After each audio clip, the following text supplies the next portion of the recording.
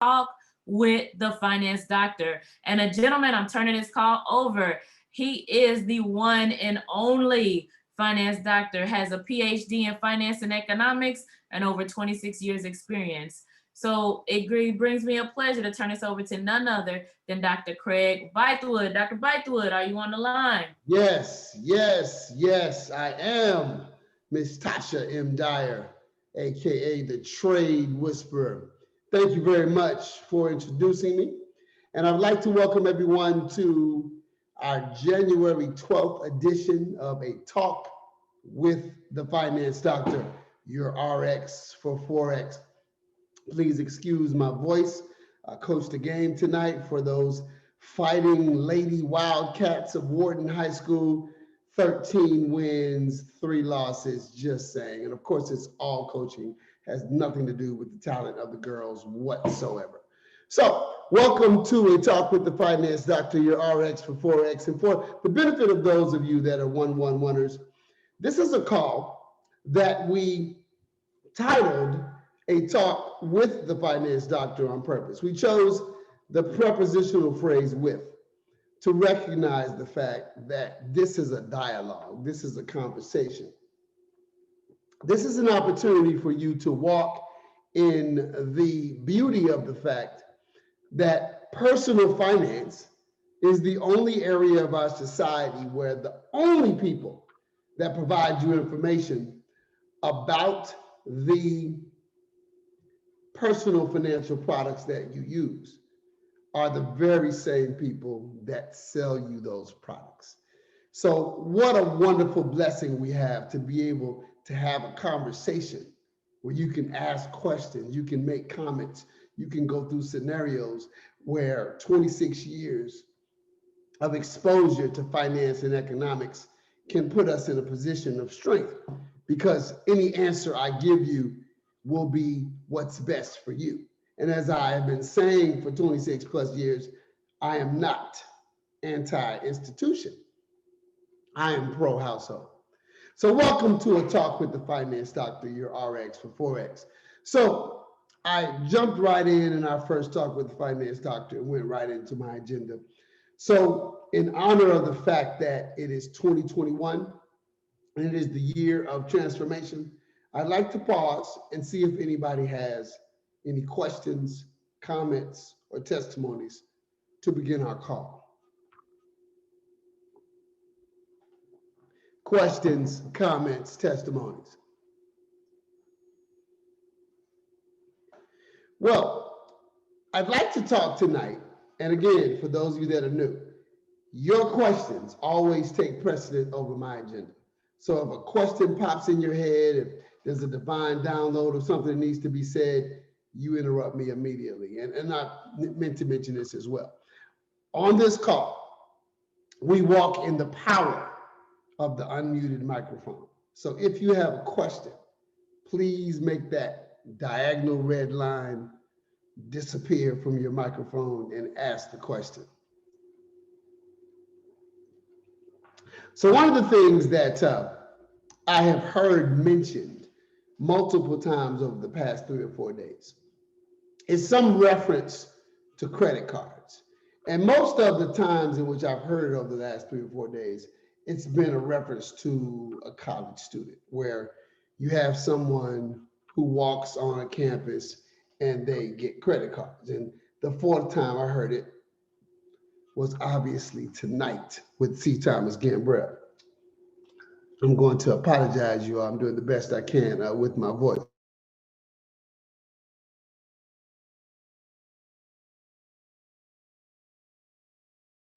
So what I'd like for us to think about is this. I want you to think about how we throw around that word trillion. I heard Ms. Dyer say on our radio podcast today that we're comfortable saying million and comfortable saying billion. Thank you, Ms. Robinson. We're comfortable saying million and we're comfortable saying billion, but we're not always comfortable with the T word, trillion. So I want to give you a little known fact. How about the nation's first $1 trillion industry? The nation's first $1 trillion industry credit cards, the credit card industry. So the first industry in our United States of America that had a $1 trillion gross revenue amount was the credit card industry. Now, I just want you to think about how it's set up. Everybody in this room knows what a credit card is, but let's just go a little bit deeper in the way in which it is set up. Now, why is this important? What is this movement called? It's called the Be Your Own Bank movement. Excuse me. So if we're looking at the Be Your Own Bank movement, the first thing we need to recognize is this. There really is no such thing as a credit card company. What? How is that possible? There really is no such thing as a credit card company, because the credit card company is actually the issuing bank. But what do you mean by that? Well, I had a conversation with Mr. Rogers today, and Mr. Rogers made a comment about the National Football League. And if you think about it, there are various teams that play for the National Football League, but there's one league. There's a league, and there are different teams. Well, remember, there was another league, the XFL. In fact, if we really go back, the AFC and the NFC were two different leagues. You had the NFL and the AFL, and then they merged.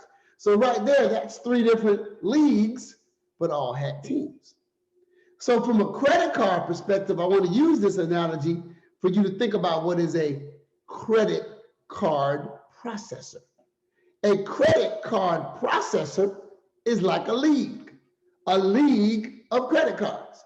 So if you think about it, there are only 4 leagues. There are only 4 credit card processors. First, MasterCard. Second, Visa.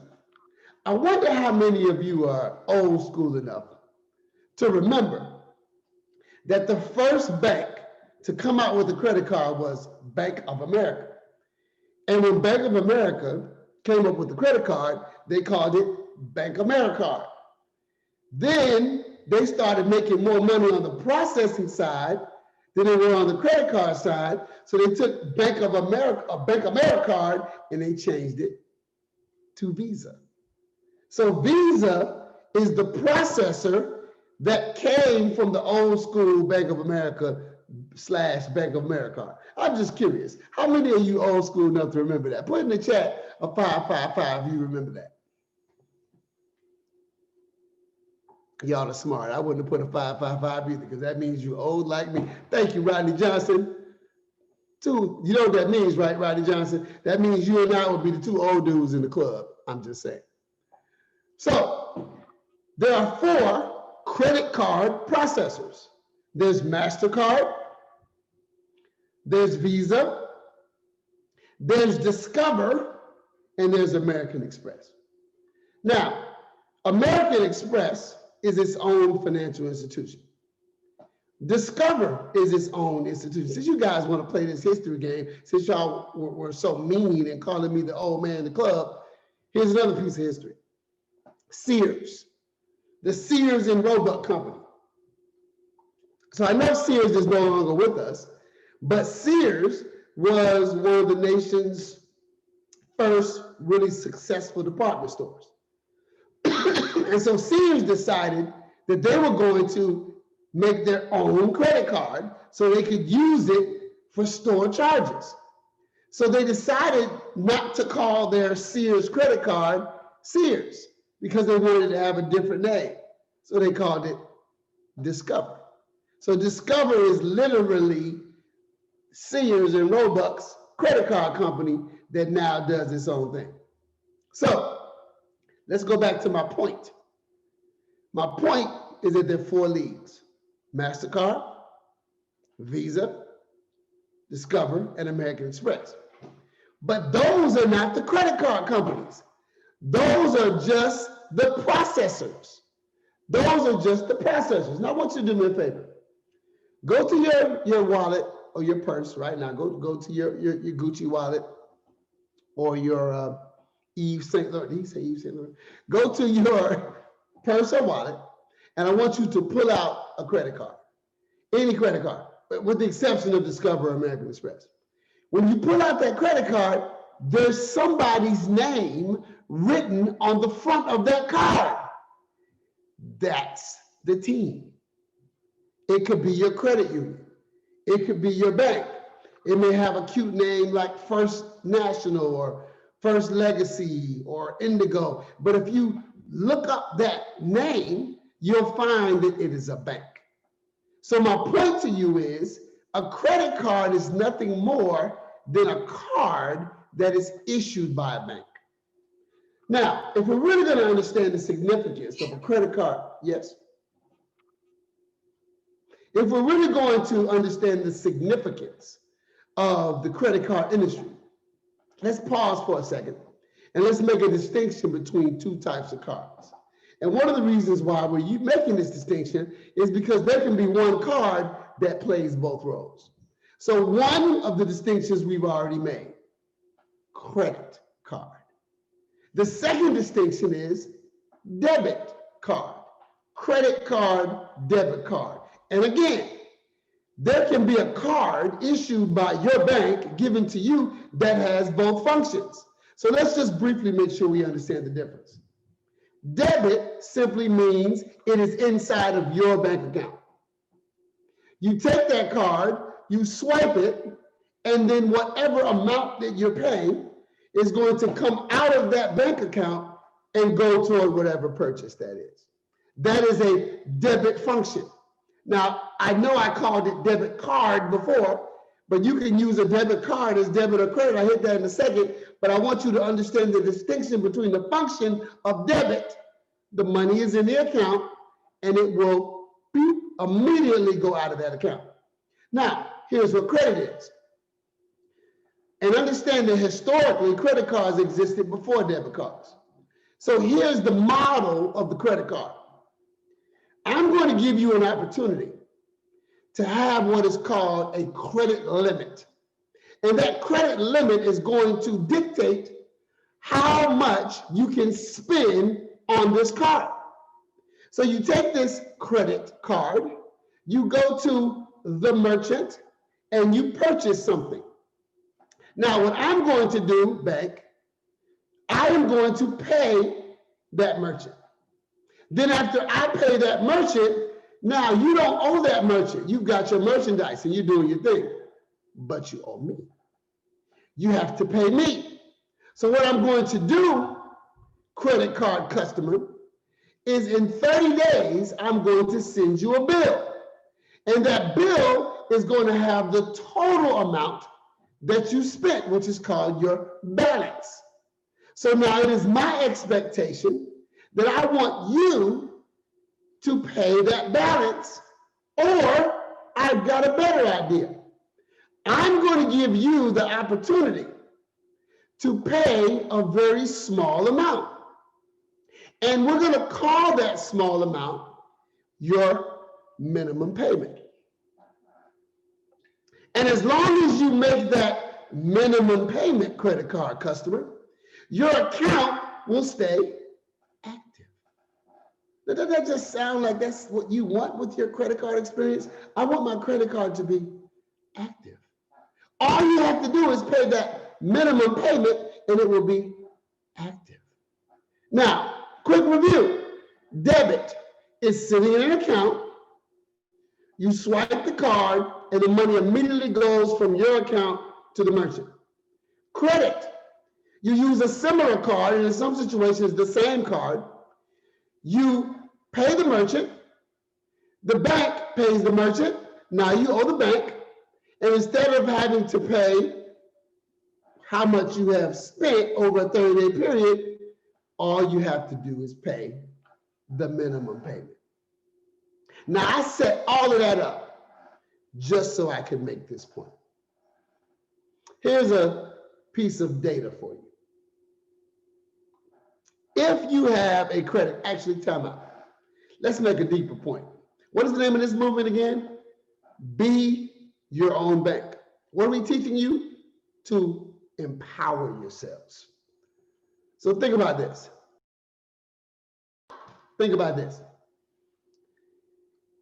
the way in which we operate in every single endeavor transactionally, except for banks, is very interesting. Let me prove it.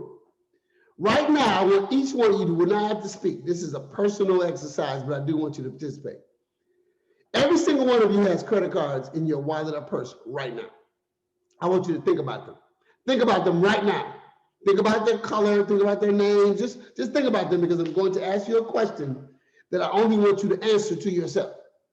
Now, the other day I was at Walmart, and the item I wanted to pay for didn't have a price. So, rhetorical question, you don't have to answer. How many of you think that I just went and bought it anyway without knowing how much it costs? Of course not. Who would do that? Who would purchase something without knowing its price? So what I did was, I looked around to find a Walmart person. 15 minutes later, when I finally found, I was in Walmart, not Target. When I finally found someone and asked, what is this price? And they took their little device out and they price checked and they found the price. That's the way it works. The way it works is you find out how much something costs and then you pay for it. Now watch this. Participation. This is just you and you, because I want to make sure that I finish this in the next 11 minutes. Now, don't answer me in the chat. I just want you to answer yourself.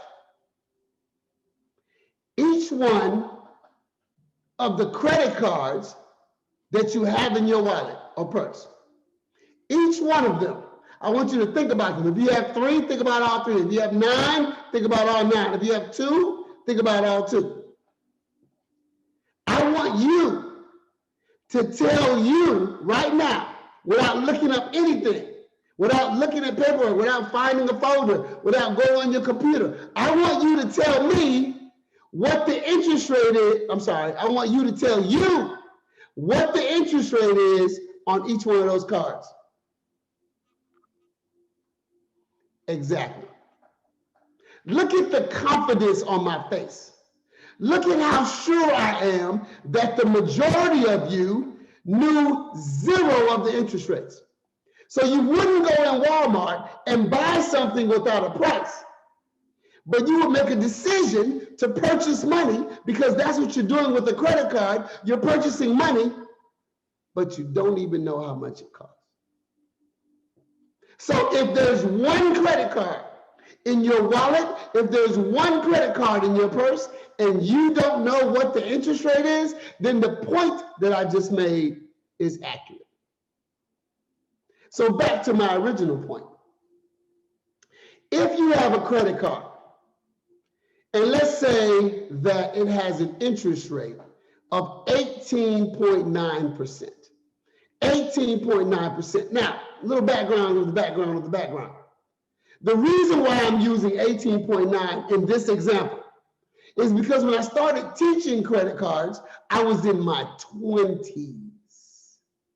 And 18.9% was the average interest rate at that time. I also want you to think about something else. What do interest rates do? They fluctuate. They do the same thing that GBP USD pair does. They fluctuate. But guess what? Interest rates on credit cards do not fluctuate. So that 18.9, back when I taught this in my 20s, stayed at 18.9. It's the only interest rate that doesn't fluctuate with the market.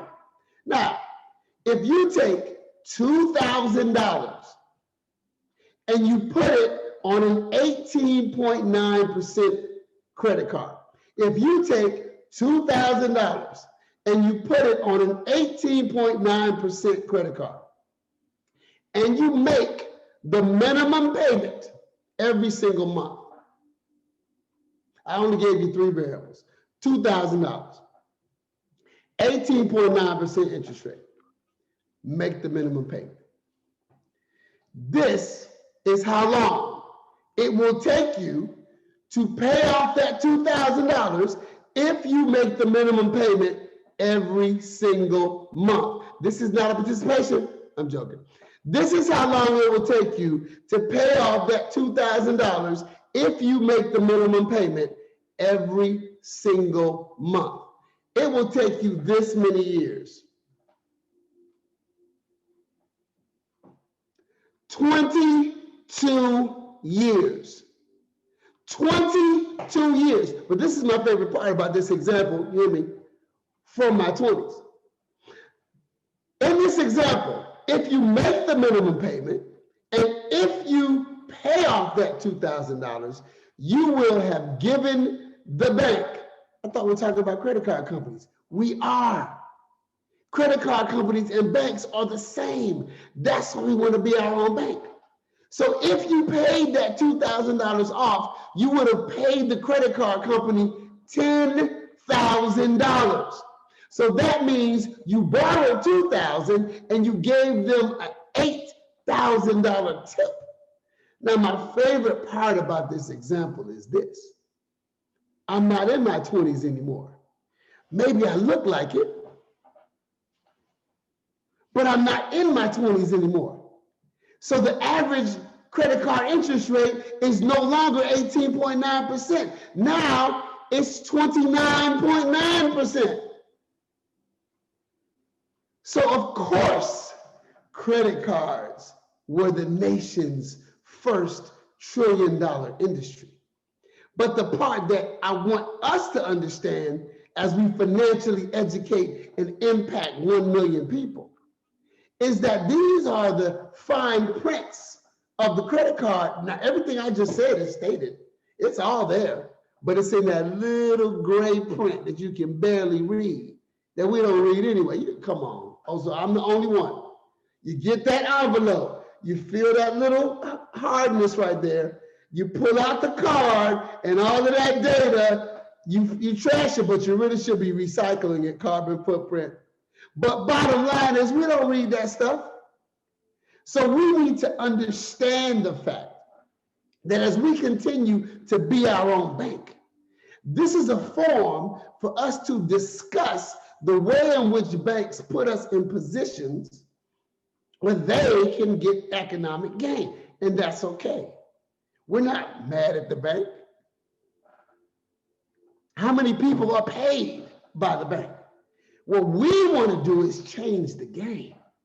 We want to put ourselves in a position where households will be empowered and understand the way it's set up. And when we do that, we put ourselves in a position of strength.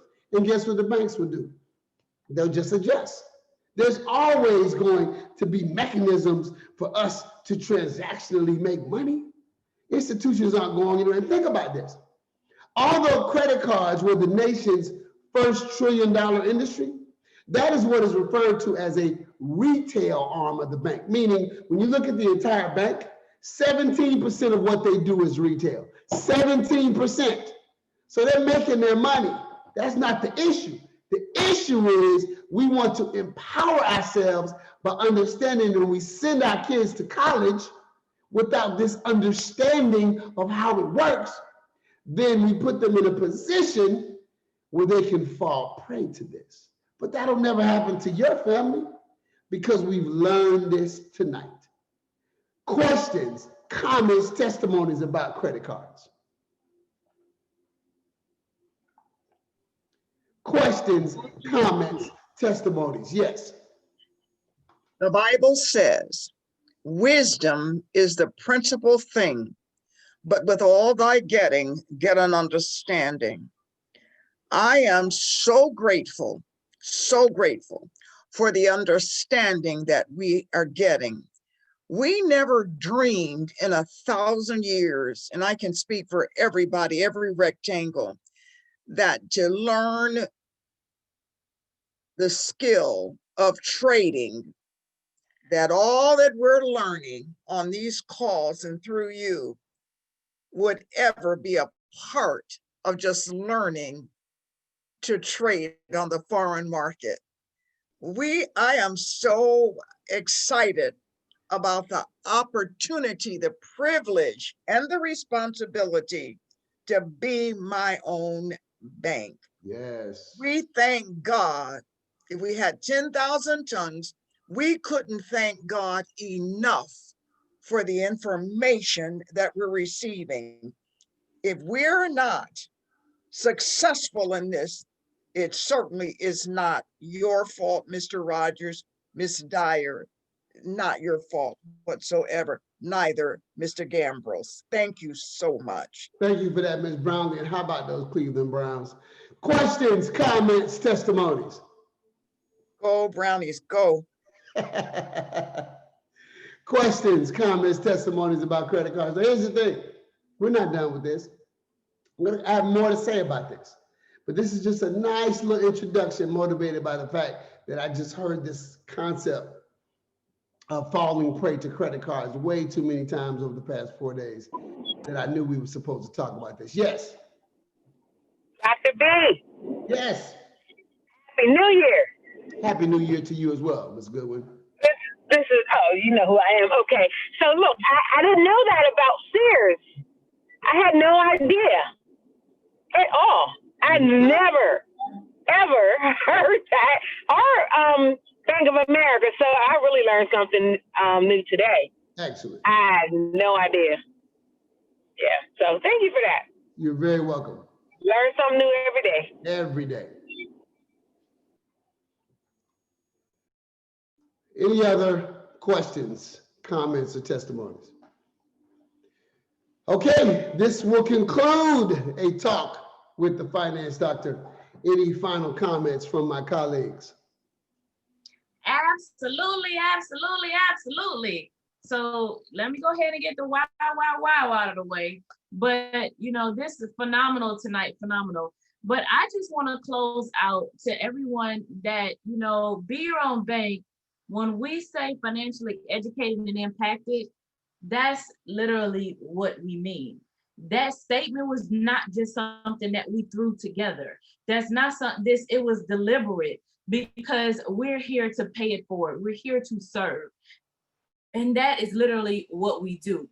And so in writing the book, Be Your Own Bank, Hidden in Plain Sight, that book was written with you in mind, financially impacted, financially educated, financially impacted. And this program, BYOB Production Squad, this is literally set up for you. You all made a decision that this is something that you want to do. You made a decision that you want to elevate. You made a decision. And you know, when you look at what happened in 2020, when you really look at what happened in 2020, the fact that we started that year out saying we wanted 2020 vision, and God gave it to us. You know, he allowed the things to happen because our vision was corrected. You know, when you have 2020 vision, sometimes you have to wait, you have to be corrected. There's a corrective process that takes place, and that's why people have glasses and contacts and things to give them that 2020 vision that they desire. So we got what we asked for. We needed a correction, and that is why this year is the year of transformation, because we literally got the correction, and now it's time to correct and transform. So as we move forward, that is why we're kicking this year off with this program. That is why, because you have to do something different to create your own. Yes. How many people do you know? How many people that are even in your household or that you speak to on a daily basis that were impacted by what we're talking about? So impacted by 2020 in one way, shape, form, or fashion. Everybody was. So wouldn't it be great for you to be able to know how to put yourself in a position to be successful? So, you know, from a business standpoint and a trading perspective, I mean, all you can do is rise higher and elevate higher. That's it. And so for you to put yourself in that position and everybody that you care about, that's why you need to get registered tonight. That's why you need that to manifest. So everything we do, and that's why it's discounted the way that it is, because it's about you. It's about being able to pay it forward. So that's why that discounted price is there. That's an investment for your future. So that's all I wanted to add. I just want to make sure everybody gets registered, get a copy of the book, and let's do this. Let's transform. Dr. B. Thank you for that, Ms. Dyer. Listen, I want to thank all of you for your attention tonight, for your participation, for your positive comments in the chat. And so let's close this call in prayer. Heavenly Father, we ask that you please bless every single rectangle that is under the sound of my voice right now. Bless the families that they represent. Bless their process. Bless their ascension, and allow them to reach their desires of wealth and abundance, because we know that is your expectation for us. We are thankful, we are appreciative, and we are grateful. Amen. Everyone, this will officially end this call. We'll see you at 5 a.m. Take care.